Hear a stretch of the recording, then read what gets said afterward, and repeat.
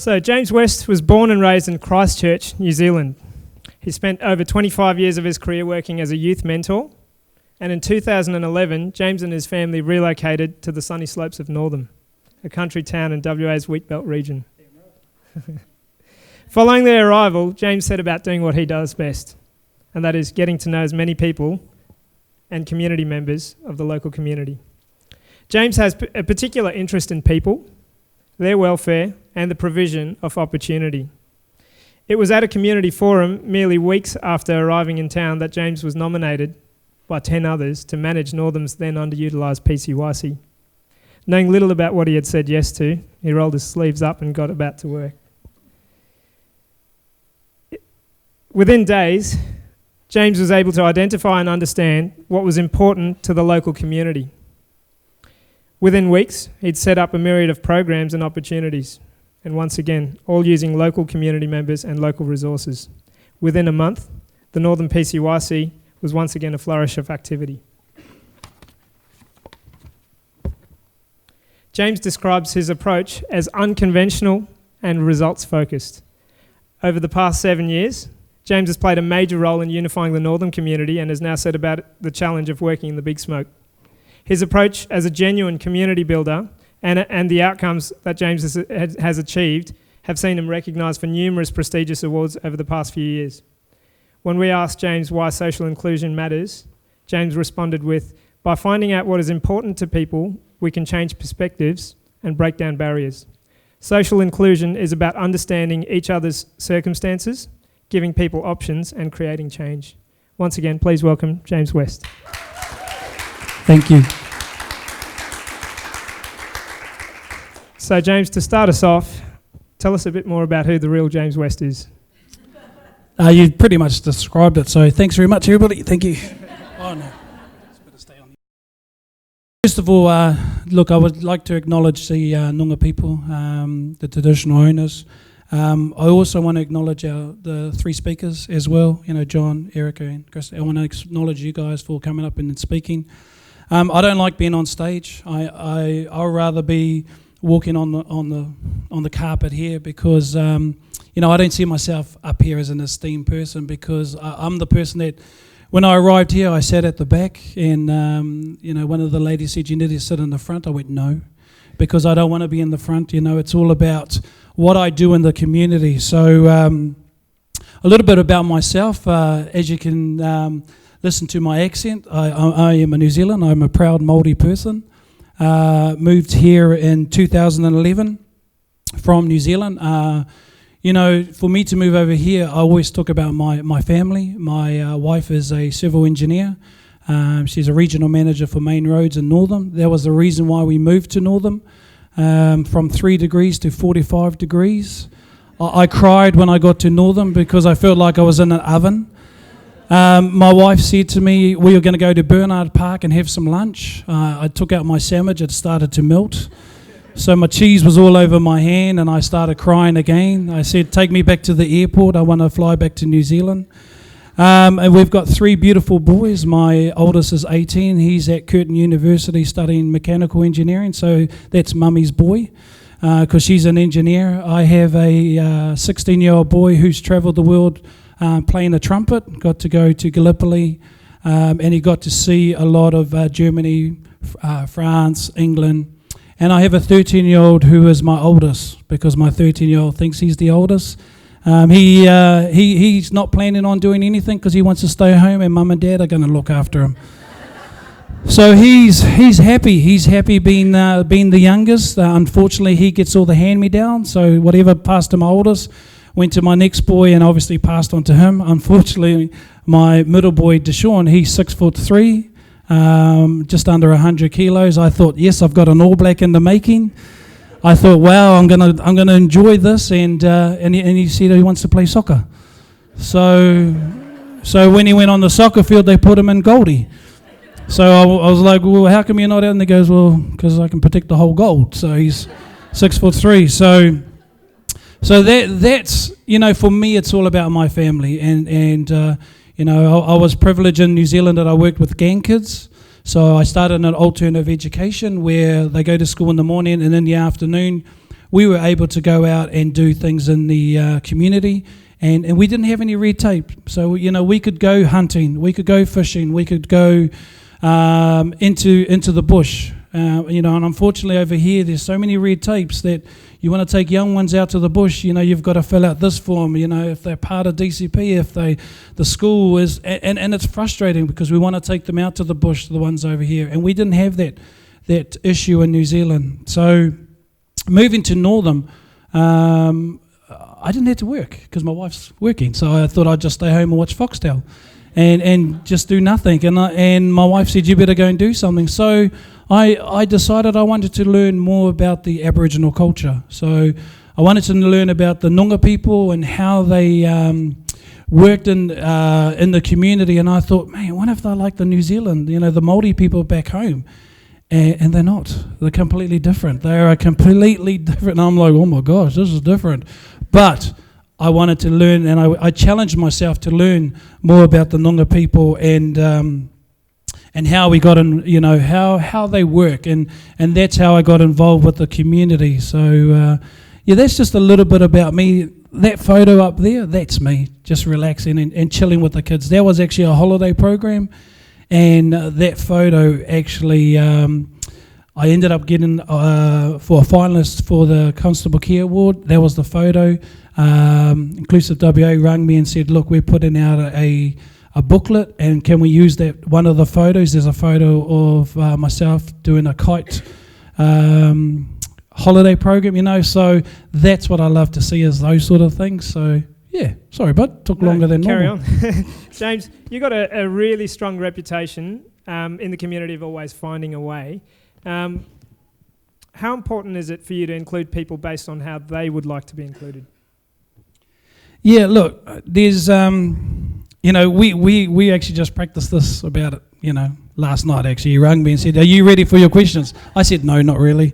Because look, it's really important for me, just, working with the community, understanding, we want to work with older ones, young ones, people with disabilities, different cultures. One of the biggest things that I work with within an inclusive in Northam, and now working here in the city is working with all. I talk to youth.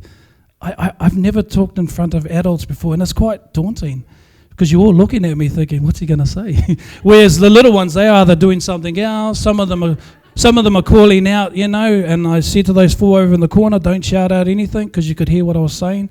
So, this is for me is learning about how to deal with young ones, old, culture, people with disabilities, people that don't have this. It's all about working all together, I suppose, as a word, just being choice for what we do, yeah.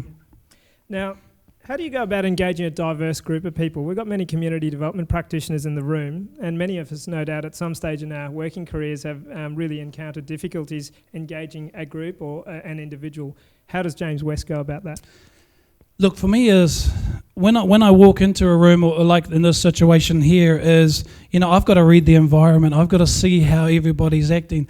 The good thing about it is you're all looking up here. None of you are on your phone, because you tend to go to these sort of conference and, you're busy playing on your phone or you're talking to someone. So I look at that sort of situation.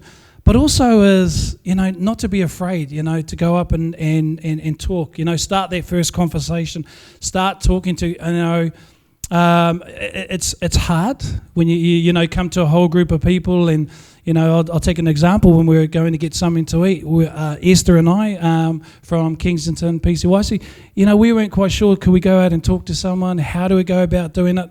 And I was amazed. People were coming to us and, saying, hi, my name is, and that. So a lot of it is to get the environment, to try and find the best way that suits you as a person to be able to get the involvement going.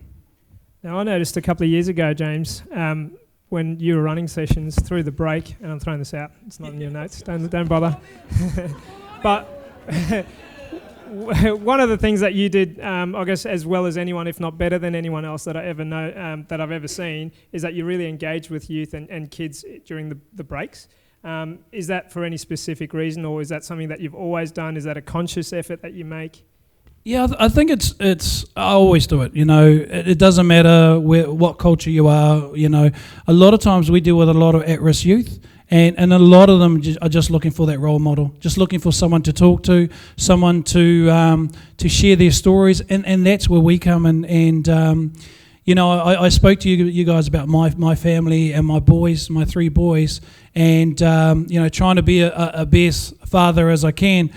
What we tend to find out is we become fathers for other youth. We become fathers for other parents as well, and we strive, and I strive for that. There is to be as successful as I can, and for me, it's about working with them and understanding them, how we understand them in a way that we feel comfortable and they feel comfortable, because we don't want to overstep the mark. Because there's a few times you talk to someone and they will tell you in their own words later. And so when it means that, you've got to give them that space, and then at the same time you want to just reassure them that hey, we're here to listen to whatever you need to do. So that's how I work it. Right. Now you speak a lot about opportunity and the importance for kids and youth in particular to be granted some opportunities in communities, in particular communities like Northam, that are traditionally a little bit more difficult or a bit different to deal with. Why is it important for individuals to be given opportunity in their lives? Look, I'm gonna share a quick story with you. We had a young girl in Northam, and a lot of the young girls in Northam, they tend to go through a bit of a pattern. They become pregnant at a young age. We had 3 young girls pregnant at the age of 15, and this young girl was following the same pattern.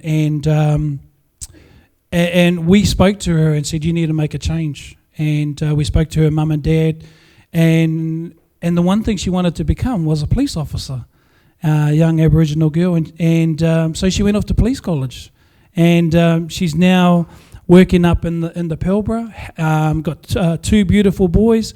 I actually rang her just before I come here, and I spoke to her, and I said, Katie, I said, I'm speaking at a forum. I don't know what to say. I'm freaking out, because I don't know if these people are going to laugh or just sit there and tell me to get off the stage.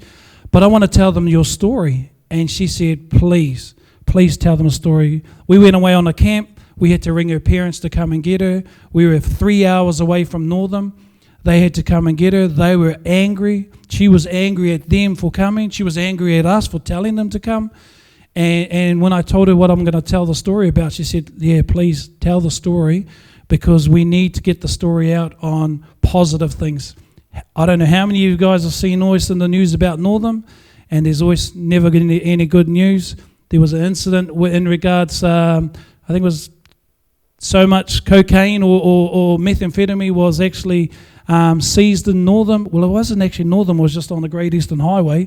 It was just next to Northam, but everybody was going, poor Northam, now the drugs. It wasn't Northam, it was just that they got caught coming from New South Wales to WA, and it just happened to be at Northam. So I wanted to share a good story about Northam, and about this young girl who's a police officer who's now living up in the Pilbara, and she's doing amazing things.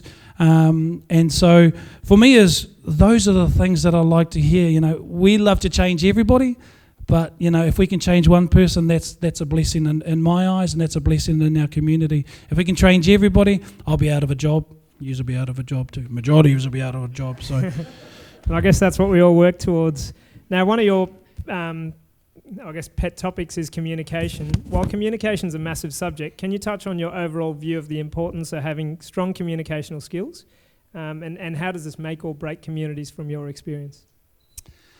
I'm just trying to look at all that I wrote down actually, and I didn't write anything down. So I think it just comes down to the gift of the gab. So I'm just going to be honest with you. The communication comes down to being confident and speaking, and not only like myself, speaking in front of all of you today. It's about being confident, and it comes to practice. When I was at school, I didn't like talking in front of anybody at school. And the more I got used to talking in front of people, the more confident. When you get confidence, sometimes you can be overconfident, but you feel in yourself that you can communicate with any person in not only in the community, but with people with disability, because we take for granted simple things. Like a story when I was teaching at a school and we were working with some young kids with disability, and just bouncing of a basketball, the joy on their face, and it was such a simple thing. Yet you bounce a ball in front of guys or girls that play basketball, and they think this is boring because they do it all the time. So it's just about that basic communication, and just for me, it's about enjoyment. Enjoy what you do, enjoy who you're in the company with, to be able to understand how we communicate with everybody. I hope that answered that question. Great. Now let's change tact a little bit and present you with a situation. Let's imagine that you've been asked to work with a new community. Your role is to bring people together and build a stronger community. Where does James West start, and what do you how do you approach this situation? Look, this is a great question, because I don't know the answer. I'm thinking of it. That's why I said great question. I think the main thing for me is what you need to do is you got to go out to the community. You've got to go to the parks. You've got to go to the schools. I've just started at Kensington PCYC. I'm the state boxing coordinator for WA PCYC, so my role was to get boxing up and running in all PCYCs. And being in Kensington, one of the things that I had to do was go to the schools around that area.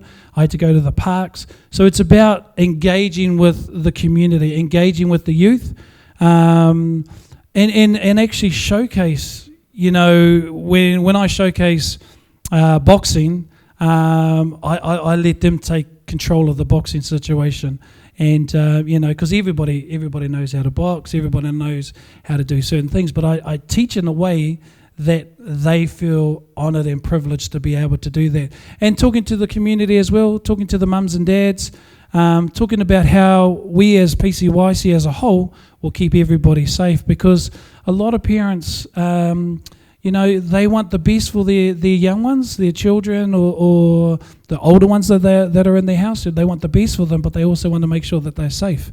So we've got to create that safety for them. And so whether it's putting on an event, whether it's the best thing about Northam, if you ever want to put on an event, just put some food on, because everybody comes for food. And the reason I've come to this is because of the food. So. It's not about being paid. It's not about having all the money in the world. It's about not only the company, but also the food. So, that's how I would do it. That's actually a really good piece of advice, and I think especially when dealing with youth and children as well, and in communities such as Northam, it really worked well, and I witnessed that. James, what are the biggest differences, and it's not on there either, mate, but what are the biggest differences between working in regional and the city? When I first moved to Northam, and I wanted to know a lot more about the Noongar people or the Balladong people out in Northam, one of the things that I had to do first of all is I actually went and sat with the elders, and I spoke to them. And Pop Mark Davies, who's passed away, the first thing he said to me is, "Are you a Wodgala that's going to come to our town, hang out with our kids, and in a year's time, I'm going to say it, piss off?" And I said, first, what's Wodgala? Because I didn't know what that meant. And then when he said to me, "Are you going to be a white fella that comes into the town and then leaves?" And I said, "Sorry, mate, I've just bought some land. I'm going to build a house. My wife has got a regional job. My kids are going to be going to school here, so I'm not going anywhere." He wouldn't trust me. It took 6 months, and I was at a footy match, and all these young kids jumped in our car because it was raining. And Pop Mark and that pulled up next to me, and the first thing I said to him was, "Hey, any one of these kids your grandkids?" He sort of looked at me and sort of, he wasn't, and he just said, "Oh, I'll see."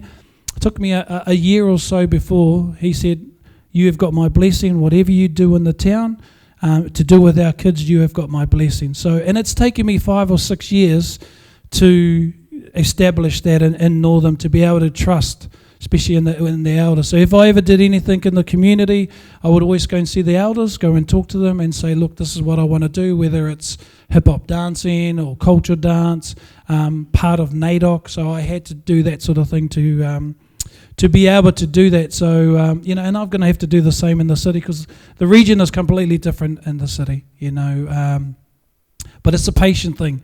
Unfortunately, all the jobs that we do, we have to be patient in what we do, because it just doesn't happen overnight, or it just doesn't happen. We just got to work at it patiently. Same when I started with Inclusive WA, when they first come out to Northam and they wanted to run the holiday program.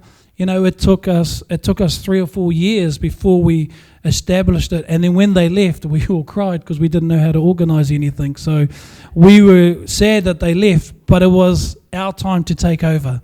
You know, so Inclusive moved out, we had to take over, and we got to know the staff really well. We got to know Denver really well. We got to know everybody in the staff, and that was because we built up that great relationship at the start, and we progressed at it.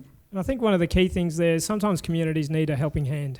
From our point of view, I guess we always saw it as working with the community groups and local clubs. And the really pleasing thing in Northern was several years after we removed ourselves from that situation, that community really flourished. So from our point of view, I guess it's important to remember organisations, I guess, that we do just enough to help people do things for themselves. And James actually took a lead role in that. So he might talk that down at times, but he took a lead role in that community as a community leader to progress that. So time now to move on to the audience. Has anyone got any questions of James that you'd like to ask?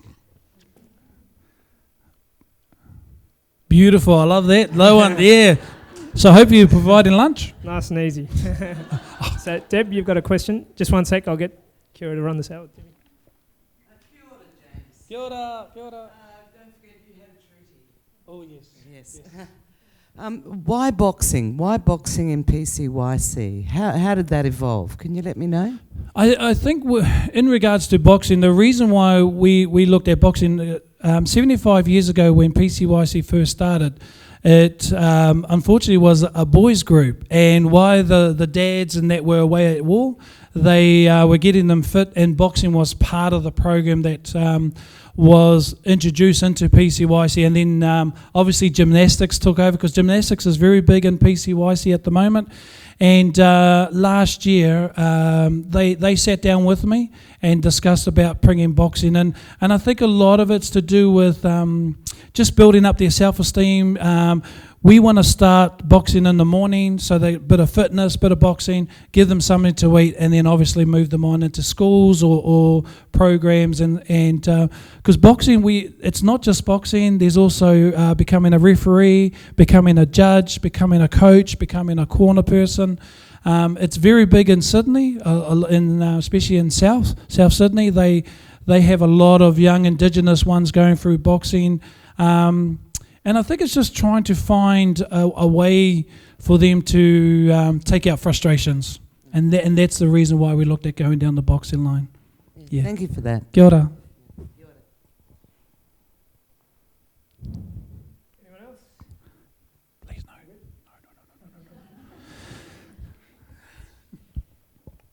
Ladies and gentlemen, please put your hands together for the wonderful James West. Thank you. James.